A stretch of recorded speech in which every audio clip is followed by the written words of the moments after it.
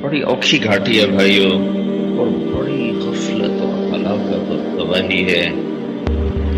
تو اللہ تعالیٰ یہ کہہ رہا ہے کہ صرف ایک راستہ ہے اور وہ اسلام ہے، اس کے علاوہ اور کوئی راستہ نہیں اللہ تک پہنچنے کا۔ قیامت کے دن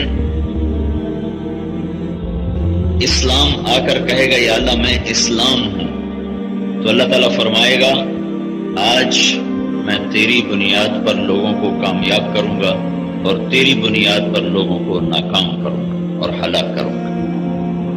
یہ کامیابی کیا ہے کہ ایک انسان دنیا میں عزت چاہتا ہے، سرداری چاہتا ہے، حکومت چاہتا ہے، رزق چاہتا ہے، شہرت چاہتا ہے، صحت چاہتا ہے، بڑا ملک گھر چاہتا ہے، نوکر چاکر کی اس کی خواہش ہے، خوبصورت نظارے چاہتا ہے۔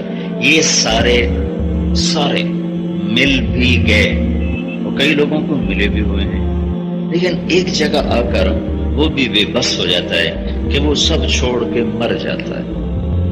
اس کا کیا کیا جائے؟ میں رائمنڈ میں تھا تو ایک ساتھی نے کہا جی آپ کو ایک آدمی کا گھر دکھانا ہے، آپ کو لے کے چلتا ہوں، اس سے ملاقات بھی ہو جائے گی، بات بھی ہو جائے گی، میں اس کو گھر دکھاؤں، آپ نے ایسا گھر کہیں دیکھا ہی نہیں ہوگا۔ چلے گئے اس کے گھر، آگے کوئی 2-2.5 ایکڑ میں گھر میں اس نے جو بنایا ہوا تھا باغیچہ، واقعی میں نے ایسا کہیں نہیں دیکھا، پاکستان میں تو کہیں نہیں دیکھا، باہر دیکھا ہے لیکن پاکستان میں ایسا کہیں نہیں دیکھا۔ تو وہ ہمیں ساتھ لے کے وہ آدمی چلتا رہا اور دکھاتا رہا، یہ ایسے بنایا، یہ ایسے بنایا، یہ ایسے بنایا۔ پھر ایک بڑی خوبصورت جگہ تھی، اونچی سی پہاڑی مصنوعی، وہاں کرسیاں تھیں، وہاں بیٹھ گئے۔ تو میں نے اس سے کہا کہ میں آپ کو ایک حدیث سناؤں، ابھی آپ کے اس گھر کو دیکھ کے مجھے یاد آئی ہے۔ میں نے کہا اللہ کے نبی نے فرمایا کہ ایک بادشاہ نے پچھلے زمانوں میں ایک محل بنایا اور بڑا خوبصورت عالی شان بنایا، پھر اس نے لوگوں کو دعوت دی کہ آؤ بھائی میرا محل دیکھو۔ ساری رعایا اس کا گھر دیکھنے آئی، سب نے بڑی تعریف کی، بہت اچھا۔ 2 آدمی پیچھے بیٹھے ہوئے تھے، وہ چپ۔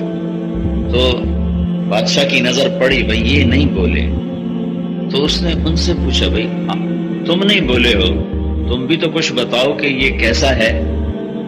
وہ کہنے لگے جی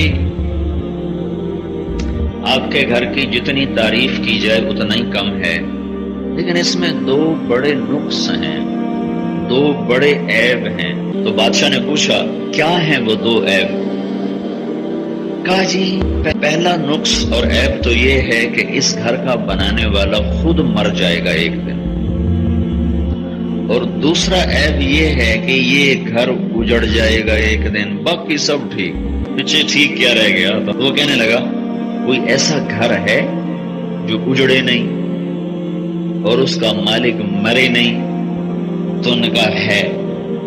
کہا وہ کدھر ہے؟ کہا وہ یہاں نہیں، اس کے لیے پہلے مرنا پڑتا ہے پھر وہ ملتا ہے، وہ جنت ہے۔